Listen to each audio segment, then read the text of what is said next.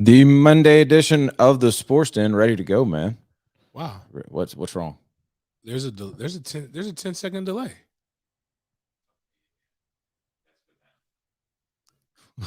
No. When you told us, like we were, okay. This is how we starting. Well, he was like, we're live, and I'm like, well, we're still growing this thing. So I just wanted the people. I was confused. I'm looking at. He's telling me how much time is left, and I'm looking. I'm like, no. Clearly says I have more time to get ready, but nah. We're trying to figure this crap out. Like yeah. It's the Sports Den brought to you by ABC Fine Wine and Spirits. Make sure you get to ABC Fine Wine and Spirits for all of your spirit needs. Great selection of everything: beer, wine, liquor, whatever you need, especially after this weekend. The only Florida-based team that anybody cares about that won was Tampa. Right. Literally everybody else lost on every level. I want to apologize to the Fighting Willie Taggarts. I don't care. Nobody cares. They're 2-1. I'm just saying they're right now. They're up there. I said everybody. Anybody like cares Stetson about. You're tweeted.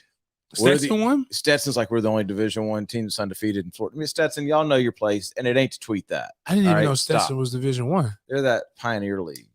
Oh, like the no scholarships? Yeah. You got to be smart to go there. Yeah. So, yeah, I'm just talking about the ones that people pay attention to. Right. Is UCF in that now? We'll when they actually get to the Big 12. Fair. Okay. We'll see how they fare.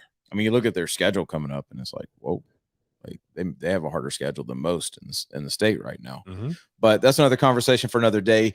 The Jags yesterday fell again. We did a whole instant reaction show.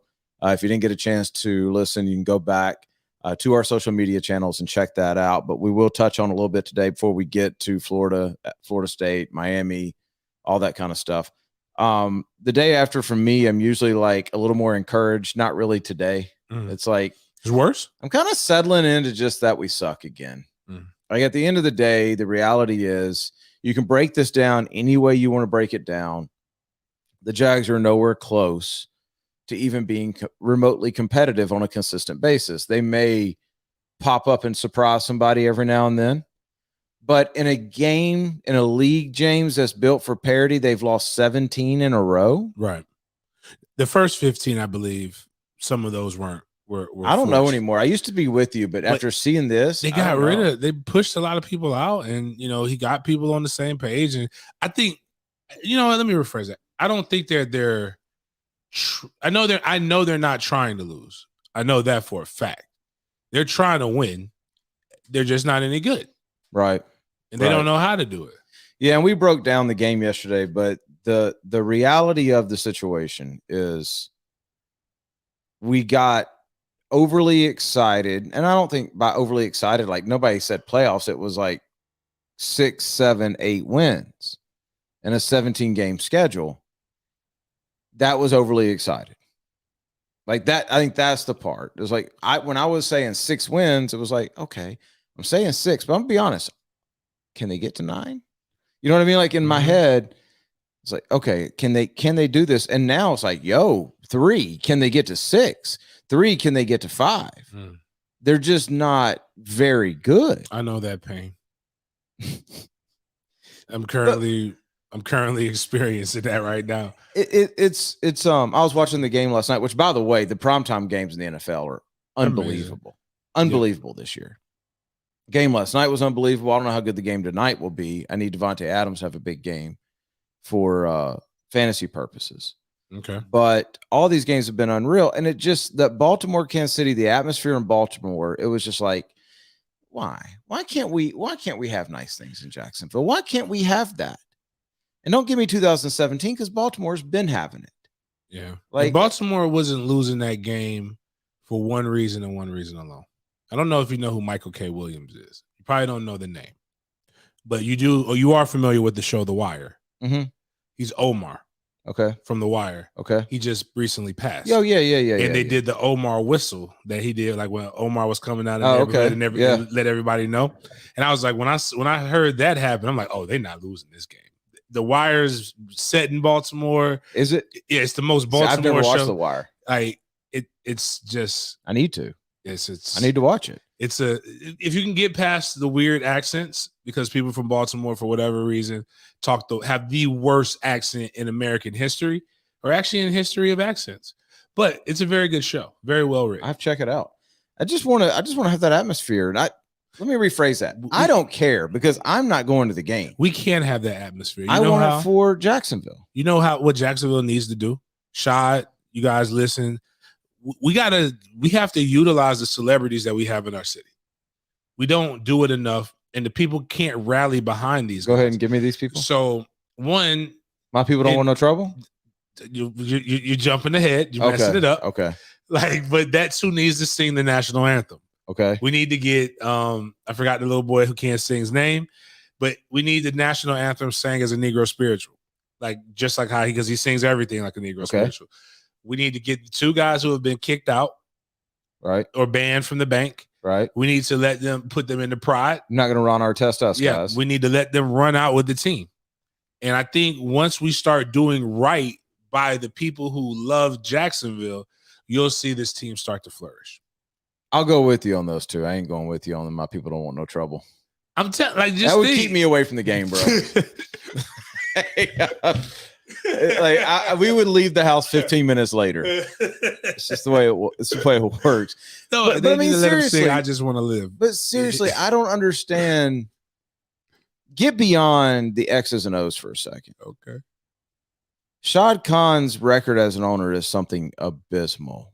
I mean, it's terrible. I don't even have it in front of me, but it's something like 37-110 or something like that. It's not like we were the fastest. No, how is that possible? The Browns were the fastest to 100. The new Browns owner was the fastest to 100. But how is that possible? How can you? I'm not blaming Shad, but I kind of am. Follow me on this. Mm-hmm. How can you be a billionaire? You don't become a billionaire if you have terrible luck. Okay. How can you become a billionaire and have this bad of luck? Because he's tried everything at this point.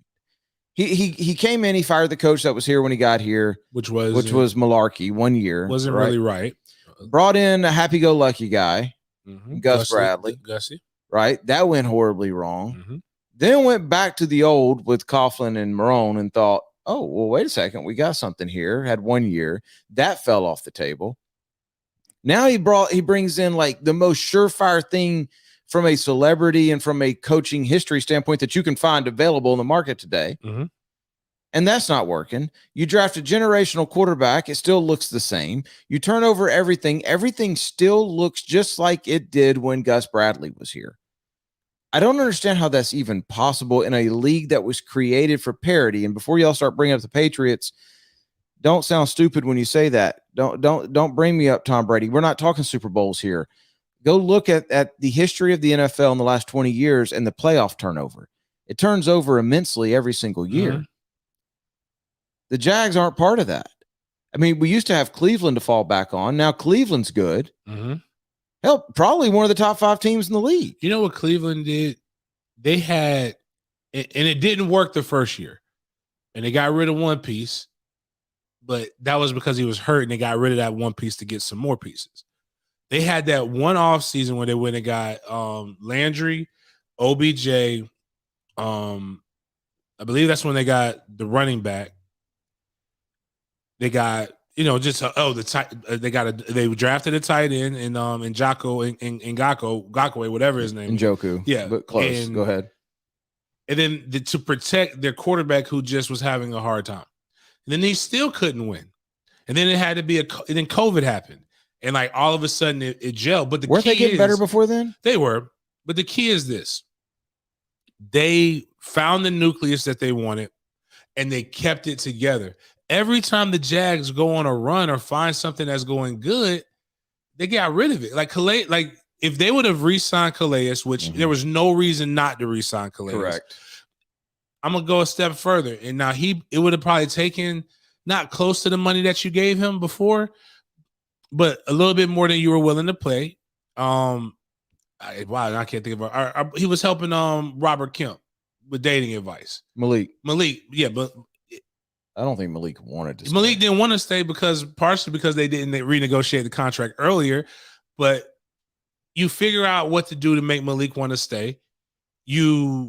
bring in some of these other well, pieces. you're hitting it though. I think that's the frustration is you see all these guys. They go other places and they do well. They're doing well. And it's like they were all here. Yeah, but think about this for years, the tweet that always happened here locally that I always paid attention and noticed, even before we did radio, was how many guys, former Jaguars, are on playoff rosters. Guys that we used to joke about and pick on here, obviously, all of a sudden go somewhere else and flourish. Now, it could be the buzzword that I hate, buy-in. It could be that they're just surrounded by better people and more competent coaches. I have no idea what it is, but we do know this, that consistency does thrive and help you achieve something. And yes, there is tremendous turnover in the NFL because of salary cap situation, but they don't get rid of their core players. Right. And they outside of the Patriots, most teams capitalize higher in their window. See the Seahawks.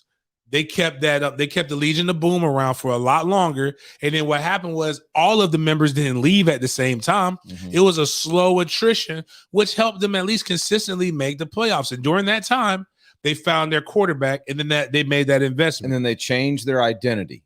That's the thing, is they didn't stick to one identity. Seattle used to be all about defense, defense, defense. Now you look up and they've got Lockett and Metcalf and Wilson and Carson and now all of a sudden you got to outscore these guys.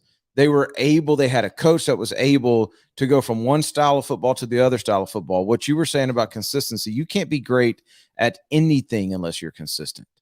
And it's one of those things, we're going to get to that in a minute with college football, but it's one of those things where you have to learn how to win, but it always helps when you have people who already know that can instill that. Mm-hmm. So you can't bring in one guy. You can't bring in one guy from Seattle and go, well, he knows how to win. You know what I mean? Like it's got to be a top-down thing, and Shad doesn't know how to win at sports right now.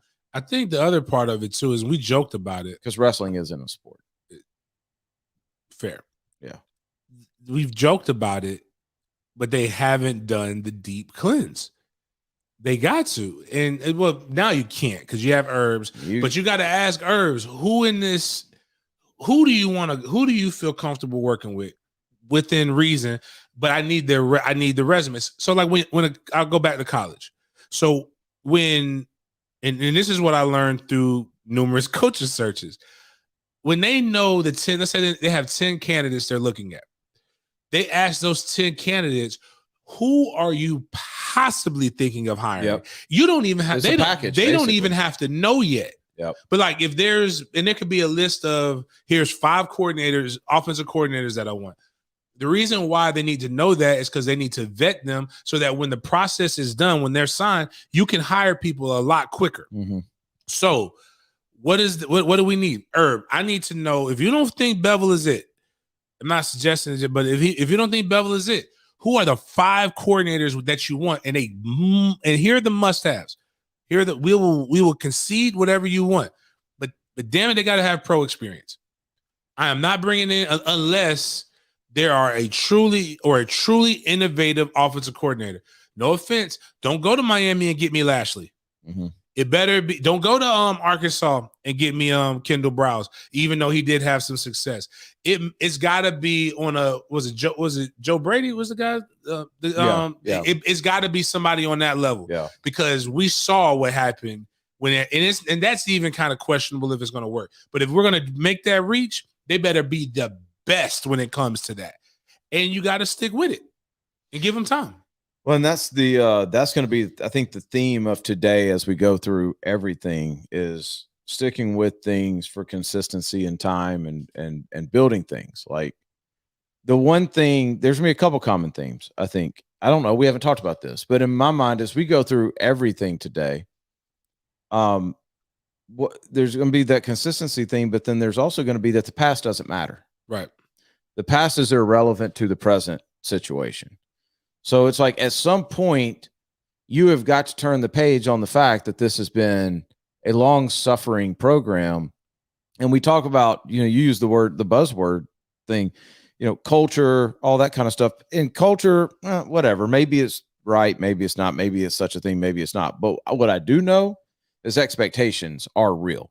Mm-hmm. when you go into a place and they have certain expectations, and I'm not talking about like the expectation of, your boss. I'm talking about a big expectation of a city or a big, to take it down on a personal level. When you have a relationship with somebody and their expectations of you are great, you work much harder and you're much more efficient to not let that expectation down. Especially if you care. Yeah. We've talked about that whole, you can tell me you're mad at me, but don't tell me you're disappointed in me thing. Matter of fact, as I've gotten mad at people who even say that when I'm like, you don't get to tell me you're disappointed in me. Right. I don't know you like that.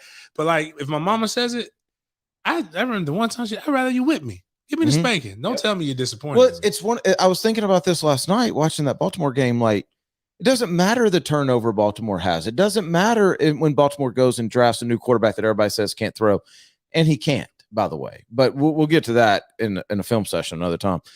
None of this stuff matters. What matters is the expectation and the demand in Baltimore is playoff football and to play at a high level, period. It's like there's people that talk about you all the time. And it does, and some people, when they talk about you, it can bother you. Some people don't. The reason why they don't bother you is because they suck, right? They're not doing anything that you care about, right? So it's like same thing with this whole situation here. There's expectations and there's apathy, and now we're getting to that point where apathy had gone away when they hired Urban, and now we're starting to realize, well, we got a home game this week and don't nobody give a damn, because there are no expectations for greatness anywhere in this city. It's starting at the top. And you're expecting to get massacred. Butt whooped. You're expecting D-Hop to go off. You're expecting Kyler Murray to go off. Urban Meyer can get up there and talk about his expectations all he wants, but until the fans and the ownership and everybody else and people around the league expect Jacksonville to put up a fight, it ain't going to happen. Or until you show us. I don't want to hear it. Don't tell me about the labor. Show me the baby. Well, you can tell me all of these things and a theme. Coaches can come to the press conference and say the same thing over and over again. I got to do a better job of getting this team prepared. I got to do this. I got to do that. Well, no shit, Sherlock. We know that. We saw the product. We didn't need you to tell We didn't need you to tell us that. We need you to fix it. And it's a game on the levels, but it's entertainment. What happens with other forms of entertainment when we find out that it sucks or we consistently see that the product, we stop watching it? They call it box office flops for a reason. Something comes out, you go see a movie, you say, hey man, I don't want to go see that. We know each other enough to where you'll be like, yo, that stinks. We see it in streaming services. You know me. We both know each other well enough to be able to say, "Hey, you need to go watch this, dude." Hey, man, or hey, I heard about this. Hallmark movies. Like it's a reason. But it's a matter of fact, it's a reason why they consistently have the same director make the same Hallmark movies, because they have a recipe for success. Well, you're so right, because if Kevin Hart puts something out, I'm going to watch it. He's going to have to flop 3 or 4 times for me to stop, because I have an expectation of him. I don't need to know what it's about. I don't need to know who else is in it. If he's in it, I'm going to watch it. The Rock, the same. It's the same reason. For a while, Will Smith, the same reason Will Smith had a blockbuster movie every summer was because they knew if we trot this dude out there, no matter what it is, it's going to sell seats, it's going to sell tickets, and we're going to make a bunch of money. That is, you can literally take that same formula and put it into sports. If it doesn't sell, it's not. Or you've got to do a lot of gimmicks to make people come in. You know, like CGI and movies and a bunch of other stuff. Like, we talk about it all the time. Man, that movie was terrible acting, but man, it was great visually. It's bubblegum for the brain. So what do you need to do? Not build cabanas. It doesn't matter about the largest TV screen. Nobody cares about you gotta have, but the crazy thing is you can't have a great in-game fan experience in an NFL game, because the entertainment, the biggest draw, has to be the product on the field. Let me tell you something about the pools. It pisses me off when I see them now. Because they're nasty? No. Because soup? Now it's like I see the pools and I just think what you said. Gimmick, and I don't see no pools in Baltimore. I don't see no pools in Kansas City. I don't see any gimmicks in those cities. Kansas City's in the same damn stadium they've been in forever. selling that place out, see a red, doing the tomahawk chop play, and they don't even care that it offends people. Like, it doesn't matter. They're winning football games. Like, let's stop it with all this shit and let's just win football games.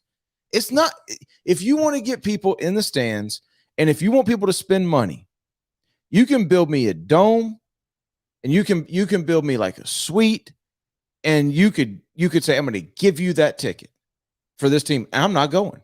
I'm not going. But you put a 14-2 Jacksonville team on a high school field, and I'll pay to go watch it. We saw it in 17. Just think about the dynamic of 17.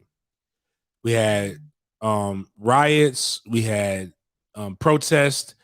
It was one of the funniest things in the world. I saw like both sides say, I'm not going to watch this. Mm-hmm.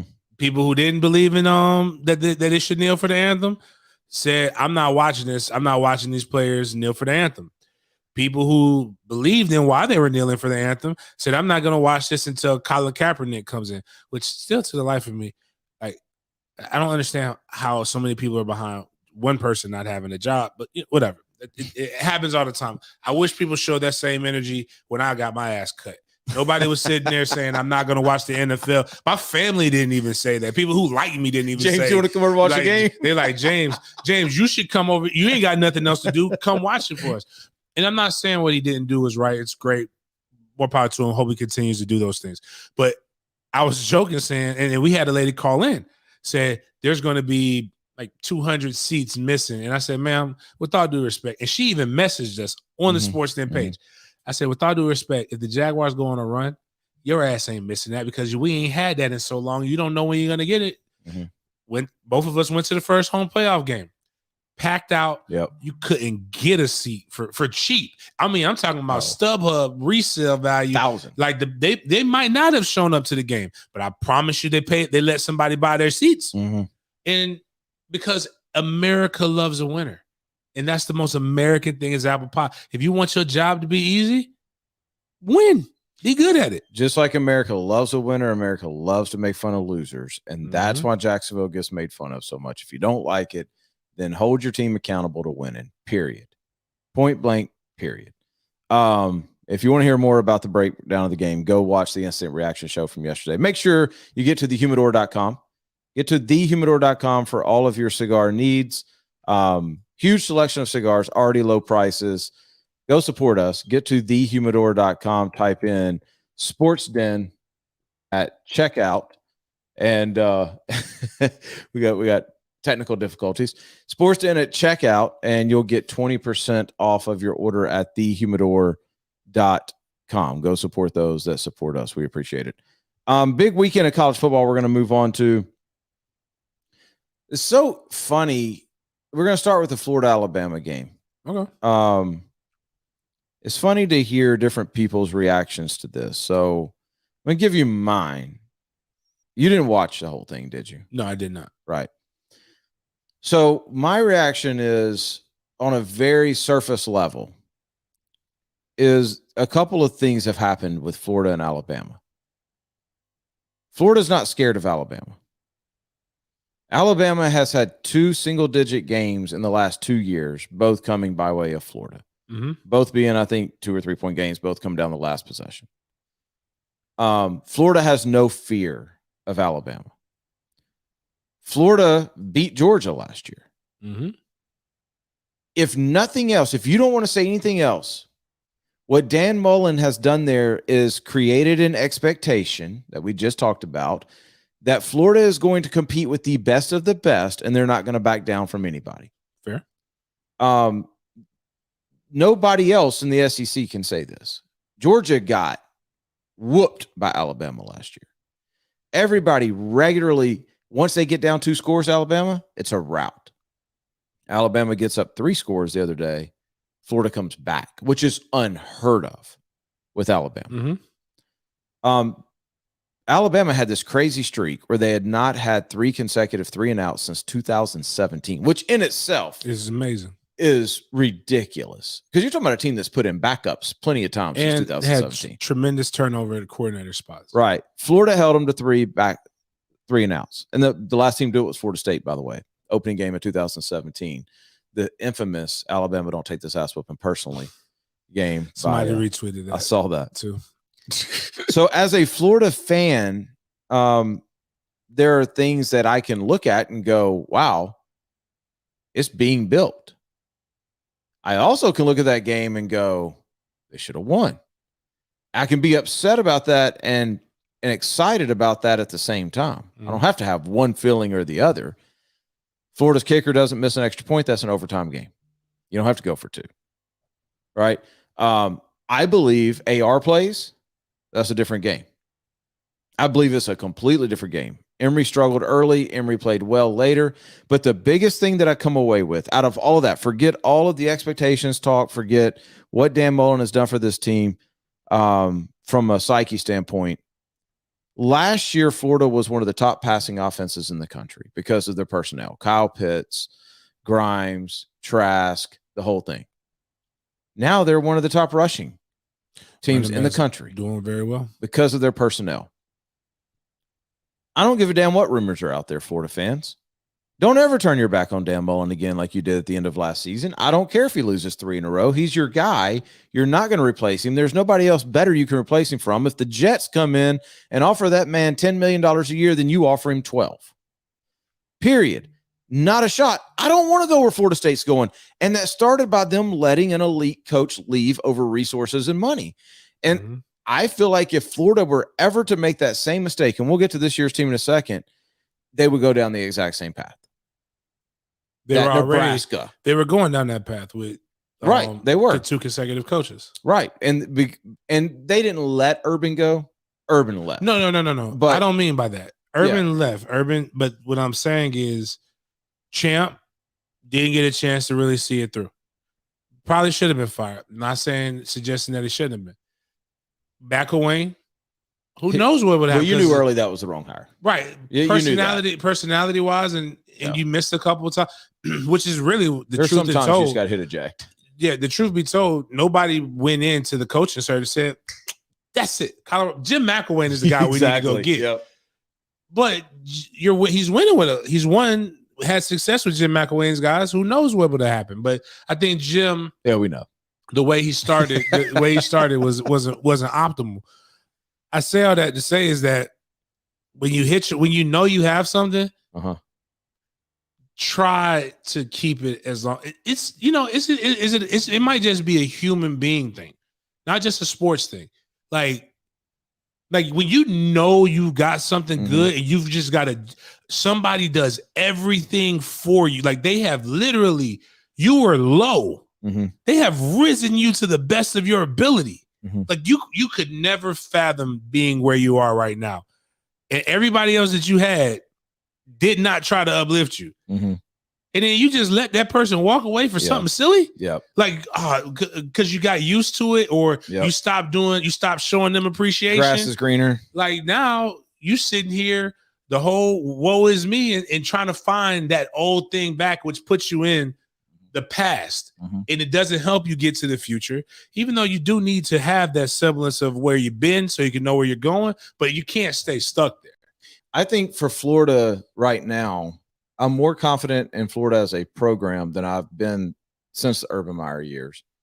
I still think there's going to be those games because they overplayed their talent Saturday. Like they played above, which is good coaching. But there's still going to be those games to where it's like, what are they doing? And they're still going to have the game where they should have won by 30 that they win on the last second field goal. They're still going to have that. But the knock on Dan Mullen from everybody is 2 things. 1, his loyalty to coaches, namely Todd Grantham. And 2, his ability or inability, as some of you say, to recruit. 1, Todd Grantham had his guys in the right places. Some of y'all need to understand what you're watching. Todd Grantham doesn't make tackles, does he? No. Okay. So if Alabama, who is notorious for pushing people 6 yards off the ball before they ever get touched, if you are line of scrimmage getting shook or making contact, that is not on the coach. In fact, the coach has done his job. He's found a way to free up a linebacker or a safety or somebody like that to make a stop before they get 6 yards up the field. If they're not making the stops, that's on the players. I also say this is that I believe I saw 3 replays or highlights. I guess they're not highlights for Florida. They're lowlights for the referees as well. Yeah. Where there were pass interference calls. Mm-hmm. And I am trying to find the pass interference. Yeah. What I always tell people is don't let the referees dictate the game. Yep. That being said, that's not fair. Like a couple of those are in the situations that they're in. It's third down and long, because it's not even third and short. It's third and long situations where it's going to make them get off the field and punt. Like, but you also know with Alabama, you got to make it clear. I'm glad you said that because I would have skimmed right past that because I tweeted that out, and I hate being that guy. I hate guys who always talk about the officials, but it had gotten to a point where it had gotten ridiculous. Yeah, that's the only thing that Florida fans have been saying that I just However, though, yeah, that makes this even stronger case for Grantham and Mullen and all those guys. Because not only are you not getting the calls, but you're getting the break speed off of you. Mm-hmm. And you somehow find a way to turn it down. We talked about creating winning attitudes. Like, that's a team to me that even though they didn't finish it, they hate losing. Mm-hmm. Losing is not accepted right now in Gainesville. And they showed that on Saturday. The second thing I want to hit real quick is the recruiting thing. Because, yes, Alabama had better players than Florida. Alabama has better players than everybody. Mm-hmm. Literally everybody with the exception of maybe Georgia. To quote Shane Beamer, they've got 5 stars everywhere. Mm-hmm. Like, that's why he's like, that's why it didn't work. Yep. So you can't, your expectation can't be man for man, but I think Dan Mullen has shown you that he can develop talent. Right. Bigger than that. And we were talking about this in one of my group chats. What Dan Mullen has shown an ability to do is not be bullheaded in this. I have what I would like to do in a perfect world. I have what the talent is with me. I adapt what I want to do to the talent that's with me. So the reason why you're seeing every quarterback get maximized is that instead of worrying about what they don't do well, he only focuses on what they do well. Such a good point. And he's not going to force them to do something that they don't do well. Yep. He's not going to force Kyle Trask to be Dak Prescott. His quote, which was the greatest quote that I heard when he came in, and it was year 1. And I said, this is the problem that Willie Taggart then is having with DeAndre Francois. He says, I don't need to have an athletic quarterback or a quarterback who's great at running. I need to have a quarterback that's willing to run. Mm-hmm, mm-hmm. So as long as you're willing to do it, I'll take the 5 yards. And I know, okay, so instead of like with Ant, that is going to get me a first down, so I could go ahead and game plan. Right. The next play is going to be something else. Emory, okay, I'm going to get 5, so I already got 2nd and 5 already drawn up. Right. And what he's found is, okay, some of the Emory quotes that we're having when he came in, like one I remember very fondly is that he can't hit the wide side of a barn, the broad side of a barn. I know I got a guy that has a good arm, cannon arm, but he might not be accurate. Mm-hmm. It may go to the other team. It may go out of bounds. It may get to him. It's a 33% chance of what's going to happen. But he does give a threat of his legs too. So what does that do? That opens up my running game. So I have a running back that for the first time. So let's try to get this going. And it's just kind of like you're breathing your breath of fresh air. Whew, he finally doesn't have some random ass quarterback that he found in his couch. Oh my God! Now we got to defend the run. Yeah, it's a good sign of a good coach. I'm interested to see how the rest of the season plays out from a couple different ways. The Emory Anthony saga is going to continue, and it's got nothing to do with Emory. I've said this now since last year. It has nothing to do with Emory. It has everything to do with Anthony. Emory's a good player. Emory showed that. You don't go toe-to-toe with Alabama and lead a comeback if you're not a good player. Mm-hmm. Everybody knows what you have in Anthony. So I'm interested to see how Dan Mullen does that. But at the same time, I also trust Dan Mullen. I talk about Kirby Smart. I don't trust Kirby Smart to develop quarterbacks. Right. There's no reason to trust Kirby Smart, but I trust Dan Mullen. So Anthony Richardson, who's one of my guys, if he calls me and says, Coach, I'm not playing this week, Cool, Ant. Like that dude that's calling the shots. Everybody he's coached is in the NFL, literally. Like he knows what he's doing. He's looking out for the better interest of the team and for you. Trust you with that.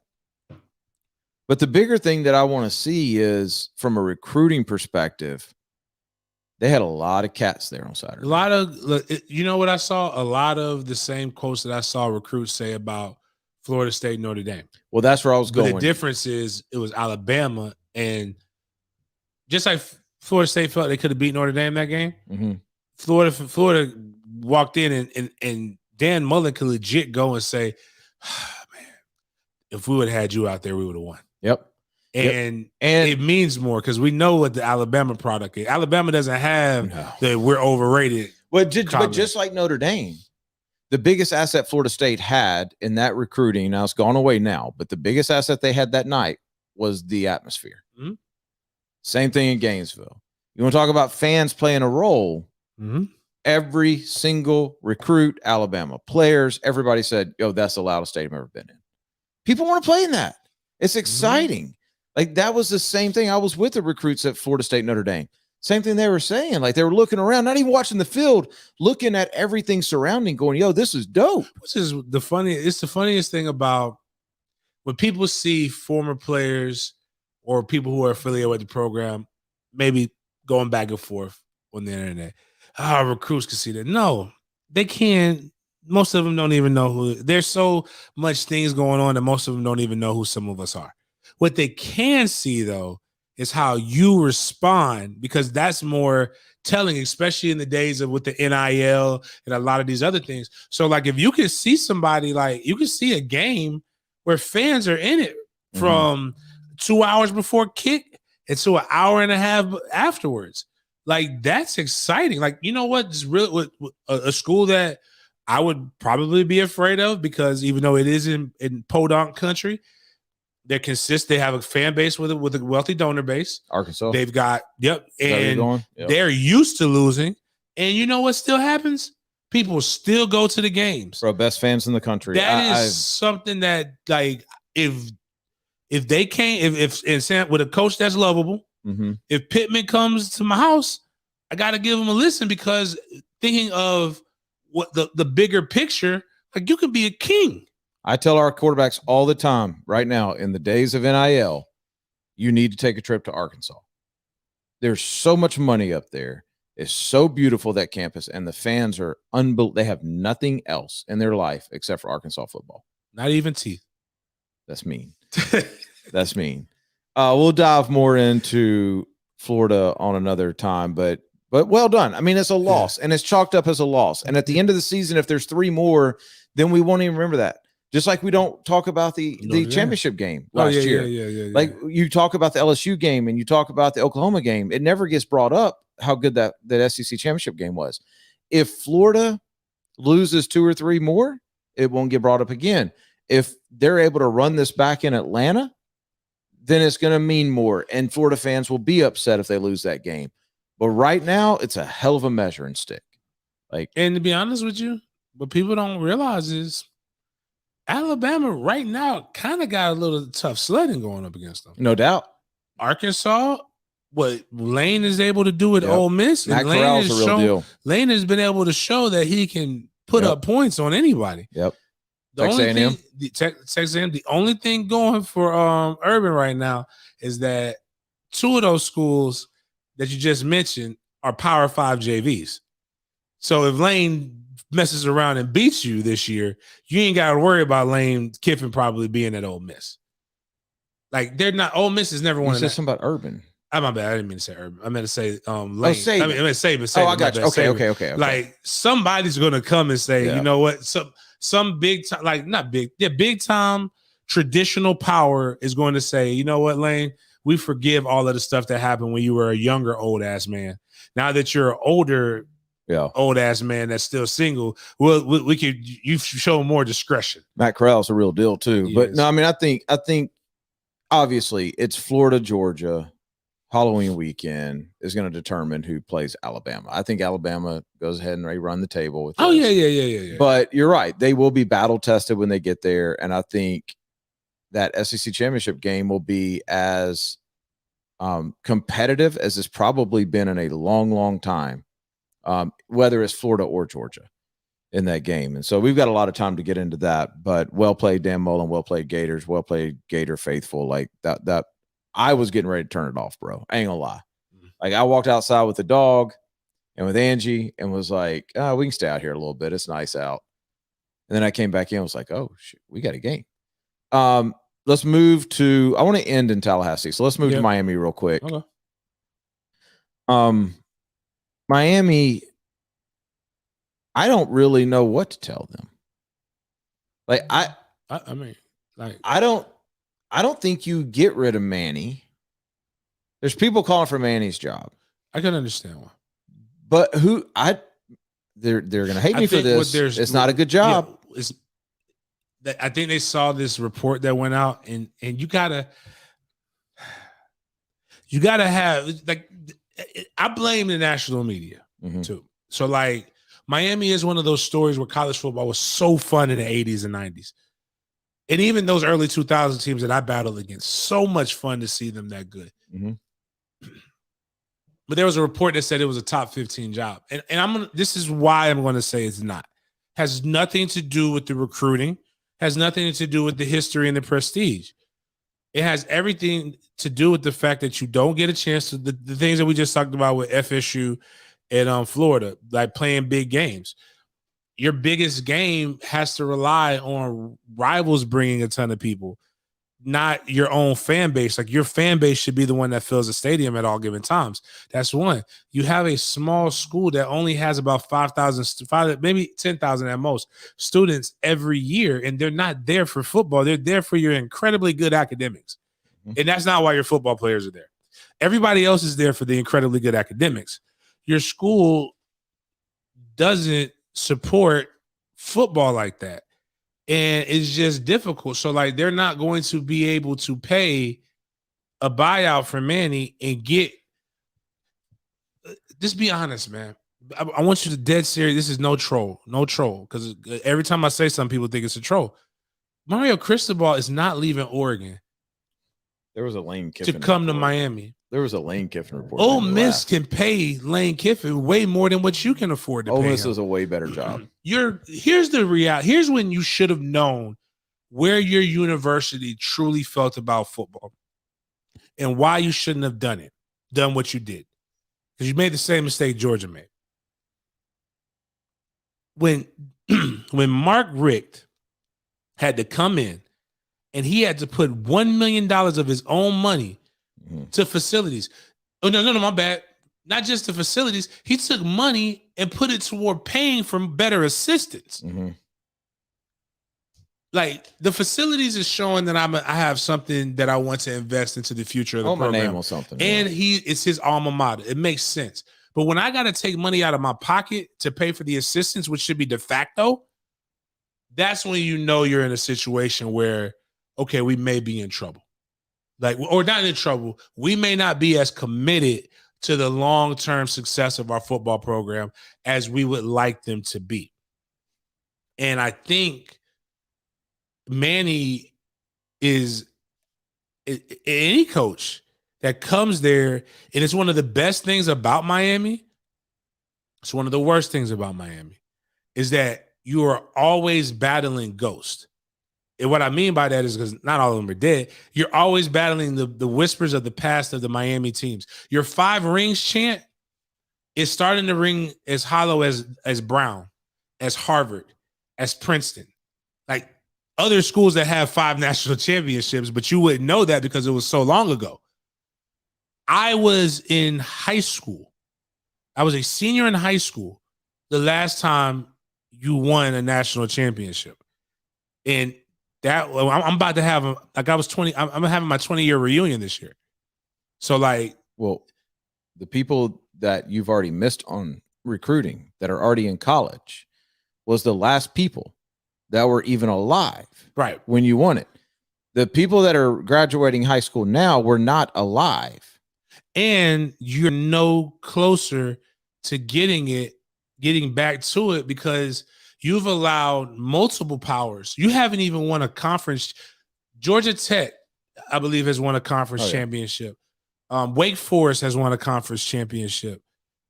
Duke has played in 2, if I remember correctly. You've played in 1 since you've moved over to the conference. So, and it's not that you don't have the talent. It's just that you've got to find a coach. And this is the part that sucks because I don't even want to say this. The only way you're going to be good, and it's for a glimmer of hope, is if you find a coach who's looking to make the hop to the SEC, but or a bigger school or the Big Ten, but can't do it right now. Well, there's the problem. Or they're fired from They've lost that. They've lost that now. Because what happens, well, the second one, yes. What's a better job, Cincinnati or Miami? Cincinnati right now. No doubt. What's a better job, Memphis or Miami? Memphis. USC opens up. They can call Cincinnati. Right. They can call them. Miami opens up. You can call, but they ain't answering. Luke Fickell's not answering your call. So you've got to go below that to go find the next young head coach. You've got to go down to the FCS ranks. You've got to go down and that's happened before. But Miami fans always lean on recruiting. That ship has sailed.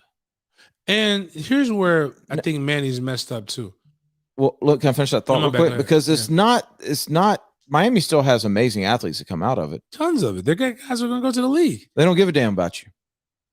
They don't give a damn about you, Miami. They'd rather go to Alabama. They'd rather go to Clemson. They'd rather go to Florida. Some of them would rather go to UCF.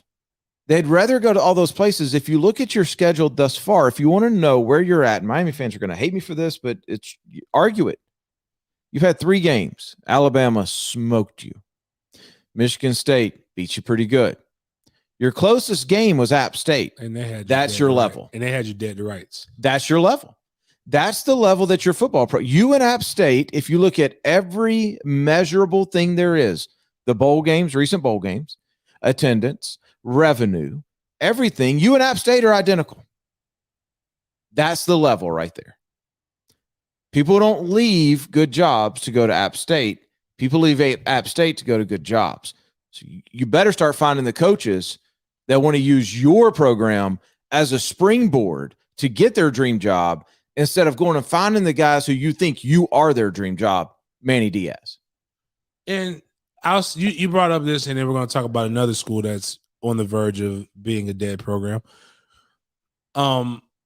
We always talk about don't fire the coach until you really know you have the coach that you want. So, and there's 2 things that I don't believe an AD should do. 1, you should not bend to the will of the fans. Like, that is not why you fire a coach. You fire a coach because you truly and firmly believe that coach is not good. Mm-hmm. And you truly firmly believe that you have a suitable replacement or candidates to replace this guy to do it. If not, you honor the contract because it's stability is better than anything else. And you don't hire a guy to save or salvage a recruiting class.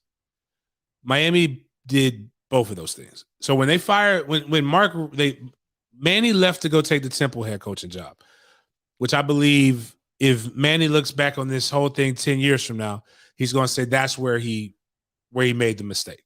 Because I believe he would have done well at Temple. And I believe he would have been able to go get another job, or the Miami job would still be available for him right now. He would be a much different coach moving into this place. Maybe. But when they fired, when they did that, the recruiting class started to break. And then they fired Mark Richt to go pay a buyout to Temple to hire Manny for the recruiting class that never really raised back up. Mm-hmm. Now, moving forward, done a really good job on recruiting.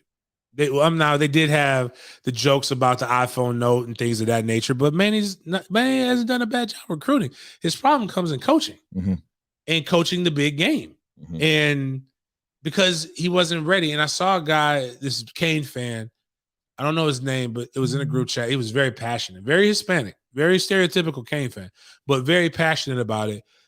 He talked about how they care more about the medical school. They care more about academics. There was a time when they cared about football because they knew football was the cash cow.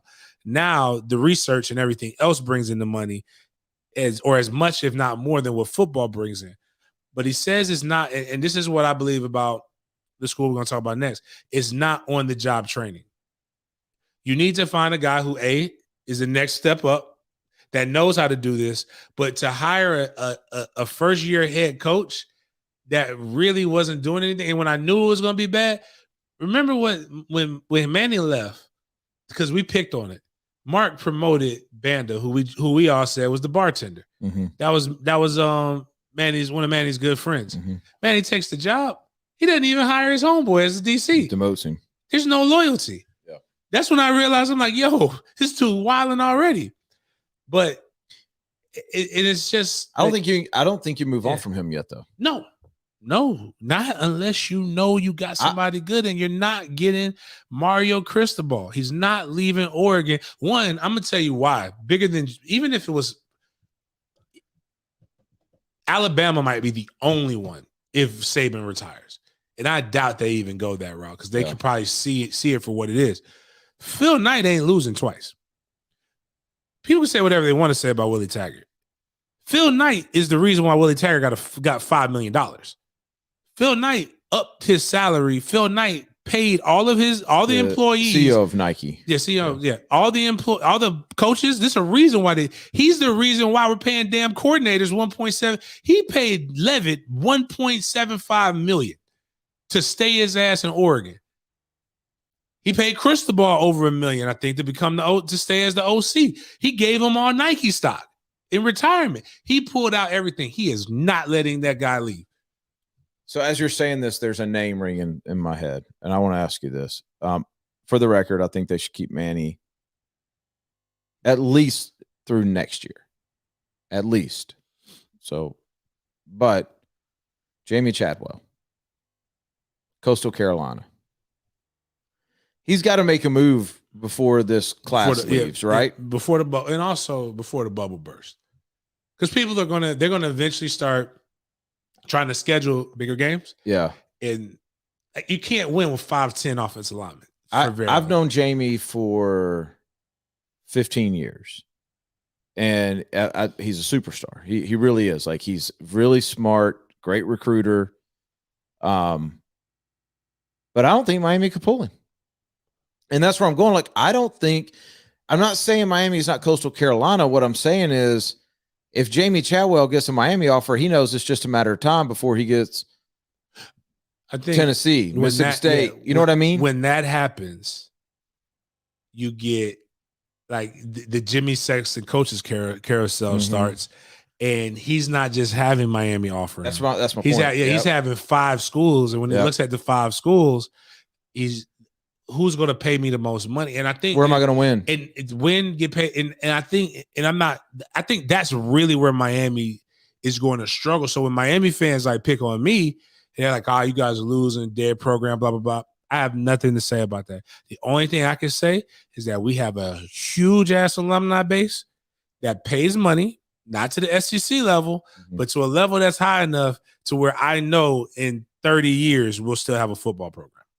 That's playing on, possibly on the Division I level. Own a stadium too. Yeah, it's so like, you know, y'all have made that on campus investment, which is what really shocks me. Like, you know, why buy your own IPF, right? When you already share a facility with the Dolphins and they just built their own, you're already traveling and driving.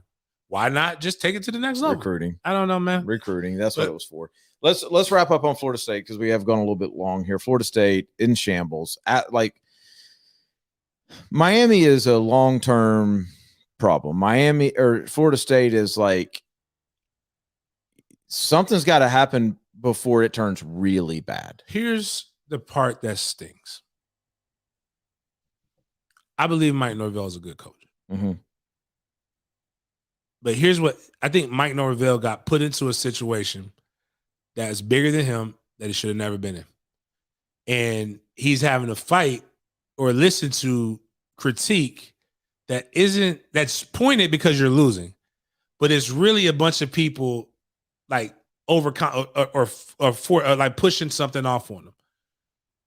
And one thing that he did, and anytime you got to fire your friends, it's got to be hard. is he's going to have to do it, not just because they aren't performing well, it's because he's everything that people accuse Willie Taggart of.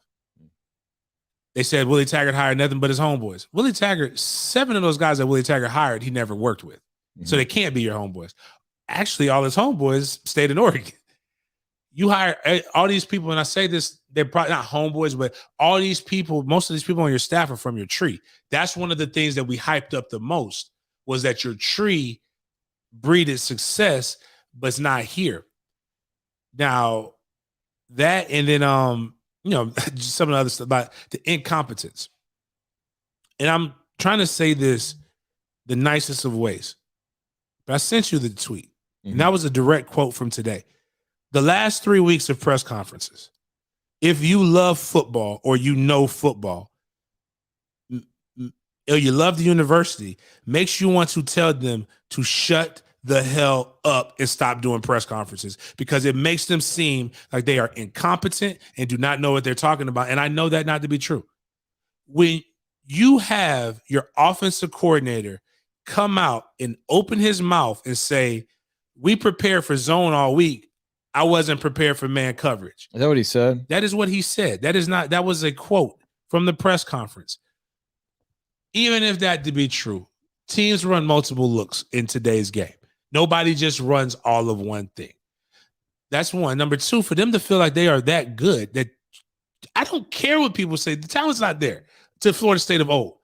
70% of that roster you brought in.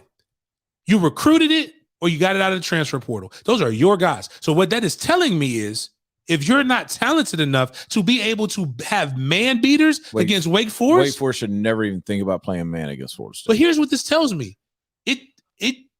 Everybody says Taggart's recruiting classes were inflated. Who you're bringing in, you are evaluating on a G5 level. You are at Power 5 now. And it's just things that I don't want to, transparent as it may be. It's things that you don't need to. It's just like we tell for athletes, there are things that you just don't need to say, not in public, even if it's to be true. Now, there's that. And then number two, here is where I know the locker room is still not there. And I've said this before, and I say it all the time. I play for, and why I don't care when players call me, I tell them I don't care. It's your job to make the play. Every offensive play is designed to win or score. Every defensive play is designed to stop the offense. I played for Jeff Bowden. He put us in a ton of bad situations. And yes, I don't even know if we were better athletes as much as we were more resilient. Expectations were a lot higher. Of yourself. But the reality of the situation is this. At no given point, like, you had a coach, multiple coaches, because not just Tag, the wheels started falling off for the old man when he lost to Wake Forest. You wanted him fired. It was supposed to be a press conference that Sunday at 3:30 p.m. I remember exactly where I was at. I was at the Montrose condos at a watch party for the Jaguars, which I think they lost too, with Big Leon Searcy, getting updates. Talking about with Tag.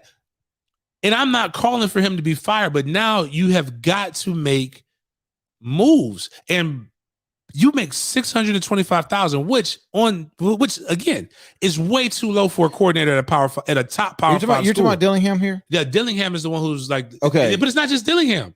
It's Fuller. No, I got you. And I like both of them, but it's the comments in the product is going to make Mike have to make a decision. And Mike it can't be your offense anymore. You have lost that. You have lost the privilege because you were considered an offensive genius. There is nothing genius about losing. If you scored more than 17 points against Jacksonville State, I will give you that. The quarterback carousel, when you start, it's not just one thing. It's the totality of things that are starting to add up and mount up are showing, even if it's not the case, it's just what's there. If somebody were on the outside looking in, that's not on payola like the beat is, it looks like the job is too big for you. And it may not be. It could be just a snowball effect. And I've seen this happen to somebody else before. But the point is that it's not even just living in the past. It's It's you are a $8 to $9 million investment, whether you like it or not. That's your salary and the buyout. And if anybody's saying anything, all you have to do is ask yourself, is 0-3 really at this point worth $18 million? Because that's last year and this year. Because at this point, this is what I believe could have happened. And this is what Miami did, messed them up.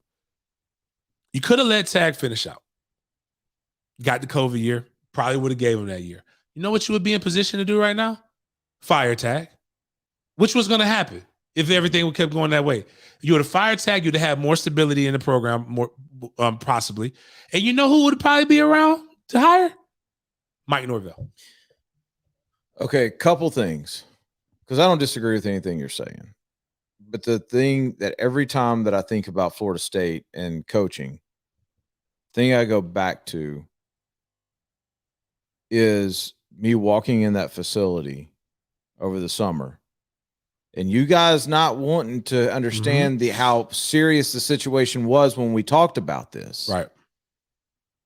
Walking in that facility, and I walk into facilities, Division I facilities all the time, there was a beyond noticeable difference. It slapped me dead in the face with the way that Florida State players looked. The size. Compared size, makeup, the way they walked, the way they interacted, all of it. The way they look compared to Georgia and Florida, who are supposed to be your counterparts, right? Who you recruit against. I said then, like they win 7 games. It's a miracle. Like, I can't get away from that. Now, I understand what you're saying about the 70% is your roster. I don't really count the transfer portal guys that much. It's the only reason why is because you get stuck in this scholarship thing, right? Like, you can only bring in 25, which they're about to change, by the way, to 32.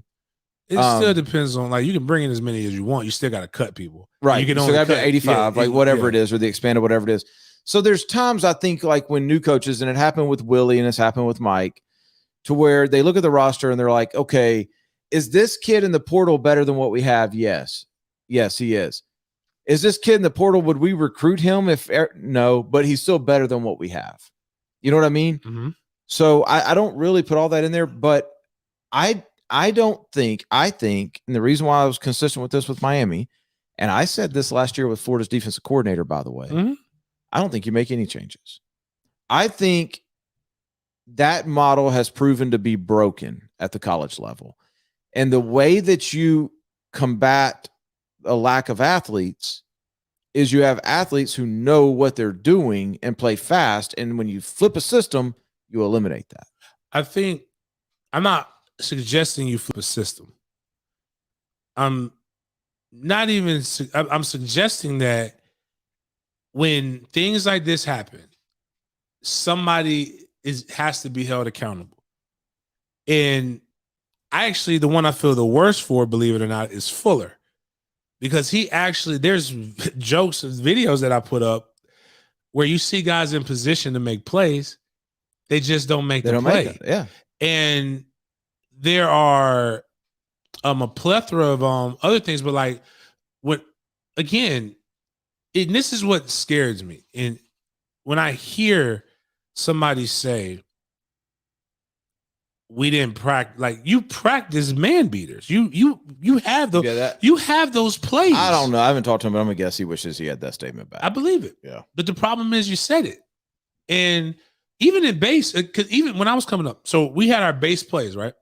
So, like, we just use 44. 44 was the sprint drop, basic stable Mark Rick offense, Bobby Bowden offense.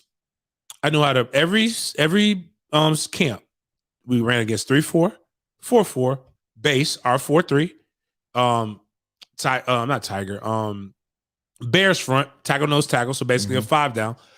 We literally drew that up on the board. Whatever they showed. So this way, what we talked about yesterday. Just in case somebody comes up there and they just decide they want to do something different, we have an idea of what to go. You always plan. You may not have. It may not be 20 to 30 periods throughout the week, but you got at least 20, 30 minutes of it. Like, by the way, this is back in the days when y'all went to the sideline and there weren't pictures and video for you to look at. So you were able, and you still made adjustments on the fly. You still, it's what it is. And here's why I'm not calling for Mike, and I won't call for Mike. And I empathize with Dilly and Fuller. And this is just a business. It's the business we chose. It happens. You win. It's all about the results. It is the culture that fans like to use of the fan base and the administration. Because no matter what you want to, here's the last three coaches. Jimbo has gone somewhere and is succeeding with everything behind him. No questions asked, doing what he wants to do. The last coach, you called him everything that you shouldn't call, that you wouldn't want nobody to say to you about your job. Did not leave South Florida. You got him from a Power 5 school that fought to keep him. And now guess what he is? He's 2-1 with N'Kosi Perry as his quarterback, playing the same level of competition that you've just played outside of Notre Dame. Yeah. But he played Georgia Southern, which you can't tell me that Georgia Southern isn't on the same level as Wake based upon what they've done since they've been in G5. And you can't tell me that Fordham isn't on the same level as Jacksonville State. They're both FCS schools. So that's purely comparison.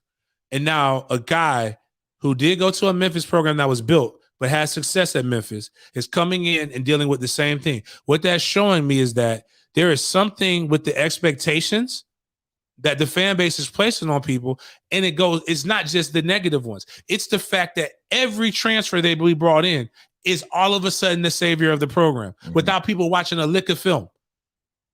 It is a reason why some of these people left. Now, there is one that I believe that, but I also saw what Georgia put on the field. I get why he left. Yeah. He is that damn good, but it's also there was some cats over there that I get why he couldn't see the field. Right. There's a reason why Miko Dotson left FAU to come up, but this level is too big for him.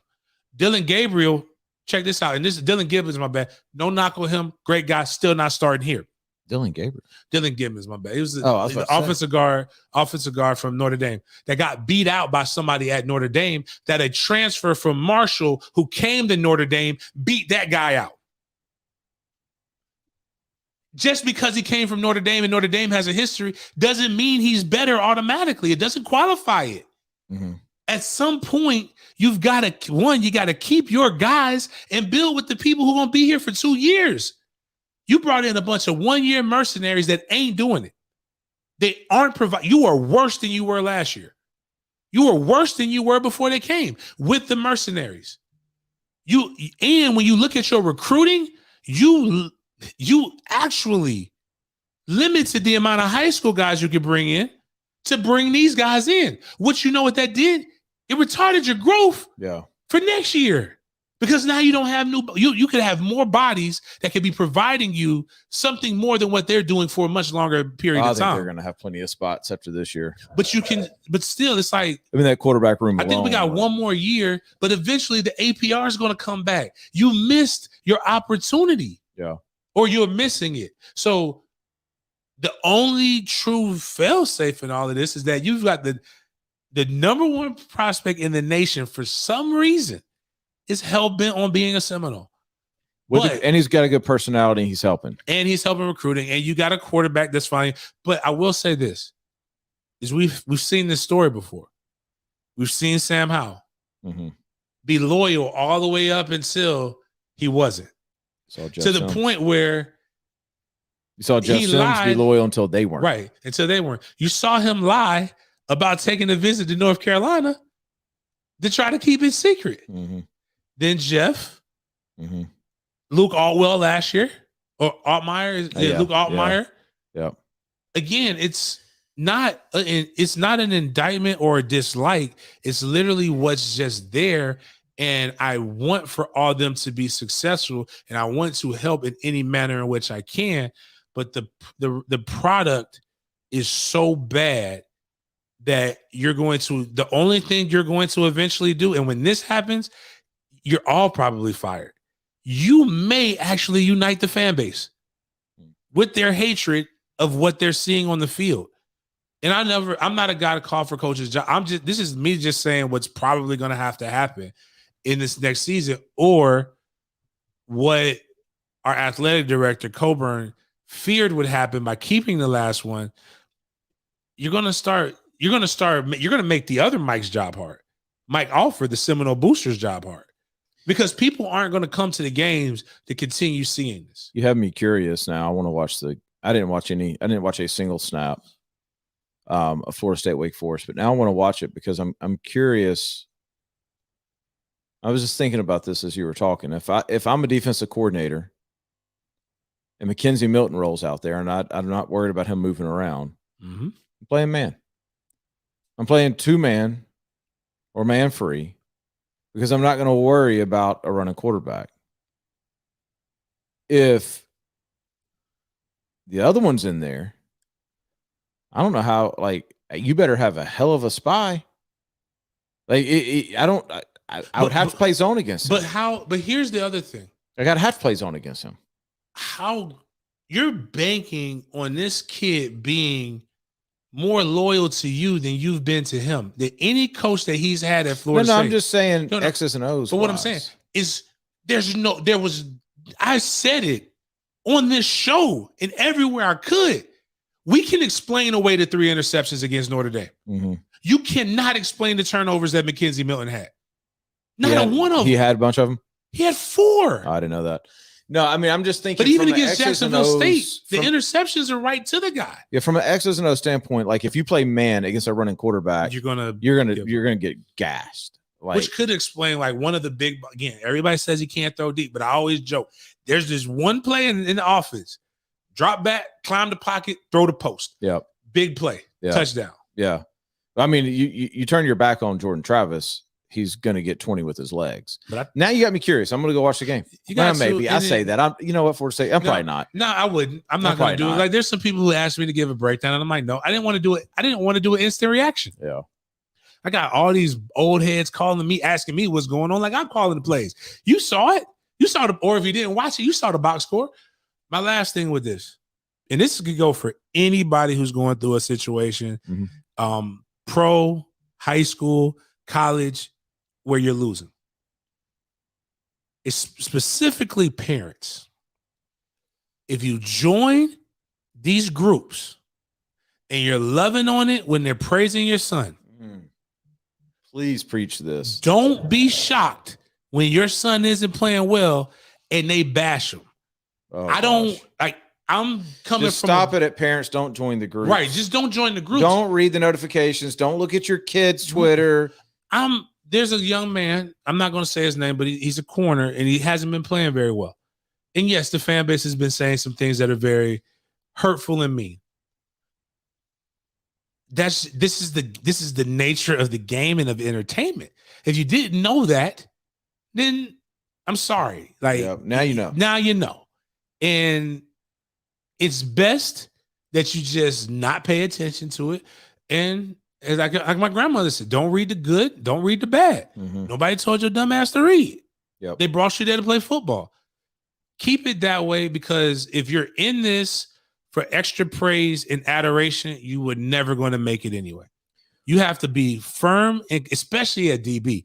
You have got to know you're that guy, because you're going to have failed. You're going to have major failures, and it's going to be isolated a lot different than everybody else's. You have got to know that you're good. You have got to be stone-faced. You've got to be still-willed, or you're not going to make it, especially as rabid as our fan base is. I would suggest that if you're a fan going after kids, or you're a parent going after fans, or whatever, then you probably need a new hobby, and that hobby should be getting outdoors and relaxing. Maybe take up fishing or hunting or something like that. Just don't hunt other people. Right. Hunt food. Yeah, maybe. Yeah. Right. So get to Green Acres. Go to greenacresporting.com for all of your hunting and fishing needs. Maybe you just need a new gun. Maybe the one you got just ain't doing it for you anymore. And you were going to go buy season tickets, or you're going to go spend a bunch of money on, I don't know, Clemson, Florida State tickets, and now you got that money because you're not going to go watch it anymore. Go drop a stack at Green Acres. That's what you do. greenacresporting.com, over off of Normandy Boulevard. Huge selection. Everything that you can imagine. Good dudes in there. That's the bigger thing. Like, you're going to go in there, you're going to learn about what you want, you're going to learn about the product, and you're going to leave satisfied and happy, having saved some money because you mentioned the sports den, make sure you go do that. Wednesday, we're back at this, right? May or may not have some additional content coming out to you guys this week. We're still working on all that, but we appreciate you guys watching. We appreciate you guys sharing. We appreciate you guys telling people about it. We need the growth. We need the growth. We need the growth. Go subscribe to YouTube, please. The Sports Den YouTube page sitting somewhere around 940 subscribers. Let's push that over 1,000 this week. We would greatly appreciate it. Go to your wife's account and just subscribe without her knowing. Go, whatever we got to get there. Let's do it. All right. You got anything else? That's it. All right. We'll talk to you guys on Wednesday. Y'all have a great Monday afternoon.